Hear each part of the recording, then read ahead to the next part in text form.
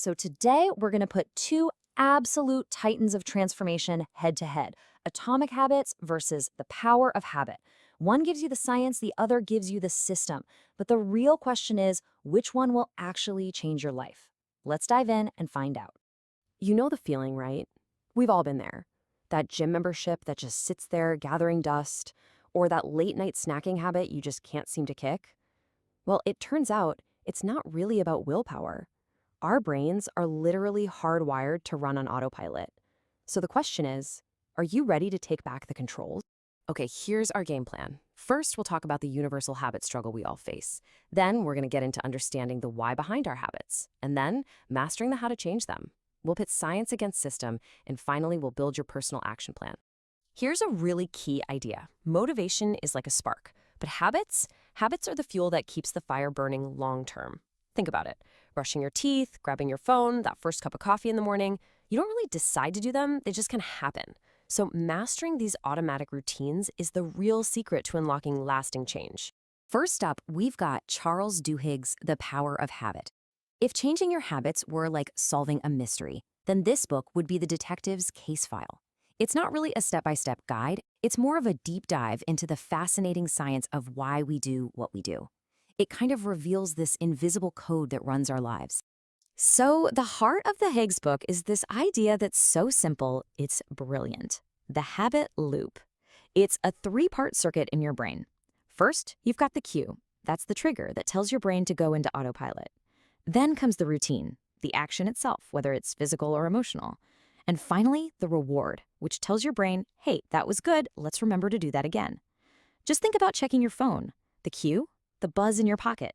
The routine, pulling it out and swiping to a lock. And the reward, that little hit of dopamine when you see a new message. From biting your nails to your morning jog, every single habit you have is running on this loop. And this is where it gets really, really cool. Duhigg shows this loop in action everywhere.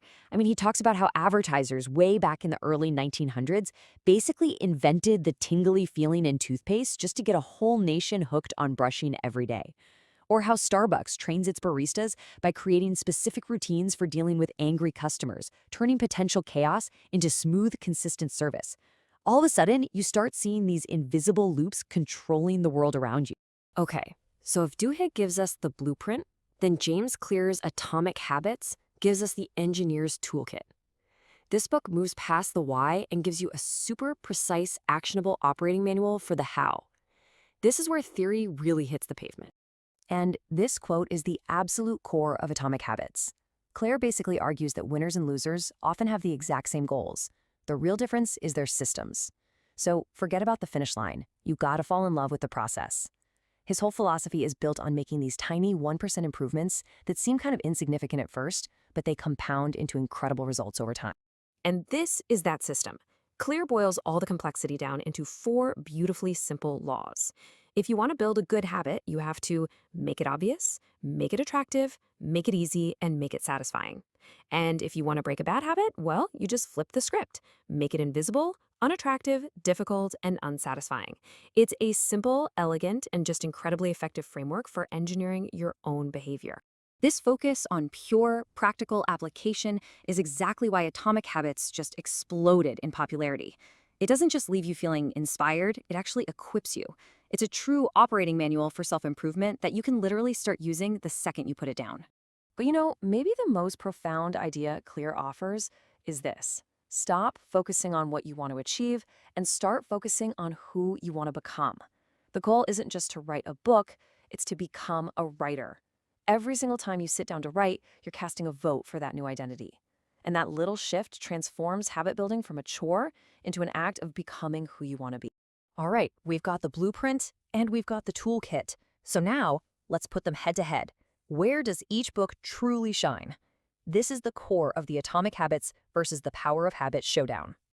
This breakdown really says it all. The Power of Habit is all about the science. It's like a wide-angle lens, looking at how habits work in society and big companies through all these fascinating stories.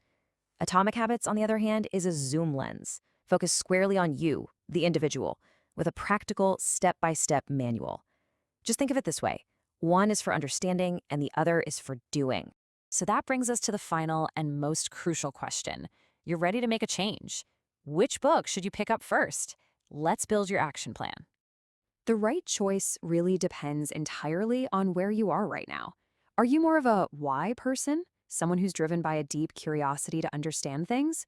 Or are you a how person, someone who's ready for immediate action? Honestly, it's this simple. If you're fascinated by the psychology of it all and you just want to understand the deep science behind why habits even exist, you should start with the power of habit. But if your first thought is, okay, cut the theory, just give me a checklist I can start using today, then yeah, Atomic Habits is definitely your book. But here's the real pro tip. Read both. Seriously, they aren't competitors, they're perfect partners. The power of habit lays the foundation of why, and then Atomic Habits comes in and builds the structure of how. Together, they form one of the most powerful and complete blueprints for personal change you can possibly find. And that leaves us with the most important takeaway of all. You can absorb all this knowledge, but information by itself doesn't create transformation. The real question isn't which book is better, it's which one will inspire you to take that first tiny step today. Because that's where everything changes.